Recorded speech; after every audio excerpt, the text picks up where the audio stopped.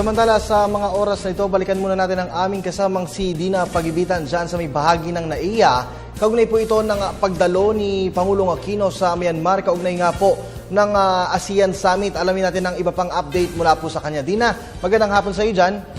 Magandang hapon. Tumulak na nga si Pangulong Benigno Aquino III patungong Myanmar upang dumalo at makiisa sa mga kapwa-lider ng mga bansang kasapi sa Association of the Southeast Asian Nations o ASEAN para sa ika-24th summit na gaganapin ng May 10 hanggang 11 o ngayon hanggang bukas. Sa temang Moving Forward in Unity to a Peaceful and Prosperous Community, bibigyang diin dito ang importansya ng pagkakaisa ng ASEAN. Sa kanyang maiksing talumpati, sinabi ni Pangulong Aquino na sa pamamagitan ng pagbisita niyang ito sa Myanmar at pakikipagpulong na rin sa mga pinuno ng ASEAN, mapapatibay ang samahan at ugnayan ng bawat bansa. Tatalakayin din daw doon ang issue ng seguridad at hamon ng climate change na kailangan ang kooperasyon ng bawat bansa.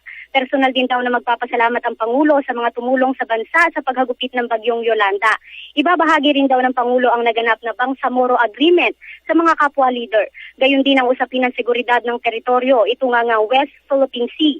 Kasama ng Pangulo sa biyahe ang Presidential Party, sina Albert Del Rosario, Cesar Purisima, Gregory Domingo, Lualhati Antonino, PCOO Secretary Hermino Coloma at Julia Andrea Abad.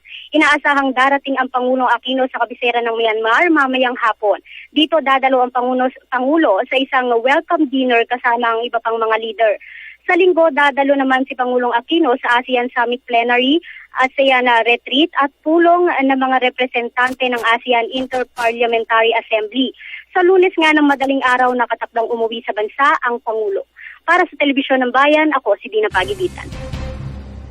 Maraming salamat sa iyo, Dina.